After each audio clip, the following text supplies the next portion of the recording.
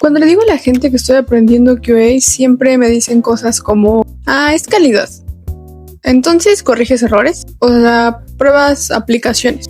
Y sí, pero no. Porque QA es mucho más interesante de lo que parece. Y honestamente, mientras aprendo más sobre esta área, entiendo por qué me llamó tanto la atención. Para mí, QA se parece más a entender cómo funciona un sistema completo. No solo si algo funciona, sino por qué funciona, qué podría fallar y qué pasa si algo cambia. Porque al final, un sistema no es solo una pantalla o una aplicación. Son procesos, datos, reglas, usuarios e interacciones trabajando al mismo tiempo. Y justamente QA busca validar que todo esto funcione como debería. Bueno, pero ¿por qué existe QA? Una pregunta que me surgió cuando empecé a entrar a esta área fue, si los desarrolladores ya hicieron el sistema, entonces, ¿para qué existe QA? Y puede sonar algo bastante obvio, pero cuando construyes algo, estás tan concentrado en desarrollarlo que es muy fácil asumir cosas. Asumir que el usuario hará exactamente lo que esperas, asumir que el proceso siempre seguirá el camino correcto, asumir que todo funcionará como fue diseñado. Y justamente ahí entra QA, porque QA existe para cuestionar estas suposiciones y validar que de hecho las cosas sucedan como realmente deberían. ¿Cómo piensan QA? Creo que una de las cosas que más me ayudó de ingeniería para entender QA fue la forma en la que aprendemos a analizar sistemas. Cuando eres ingeniero normalmente no te preguntas si algo solamente funciona. Te preguntas ¿por qué funciona? ¿Qué pasa si cambio una variable?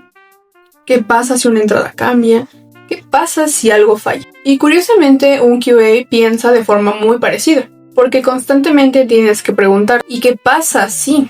Por ejemplo, si el usuario se equivoca, si se cae la conexión, si el sensor envía ruido, si llegan 1000 usuarios al mismo tiempo. Y creo que una de las cosas más interesantes de QA no son solo los bugs, es justamente la forma de pensar, porque te obliga a entender cómo funcionan todas las partes de un sistema y anticiparte a los problemas antes de que estos ocurran. Bueno, pero ya que lo mencionaste, ¿qué es un bug? Un bug es simplemente comportamiento inesperado, algo que el sistema no debería de hacer. Por ejemplo, un botón que no funciona, una aplicación que se congela, un sensor que envía datos incorrectos o un formulario que no guarda información. Y aquí viene un dato curioso. En 1947, mientras trabajaban con la computadora Harvard Mark II, encontraron una polilla atrapada dentro de uno de los relevadores del sistema.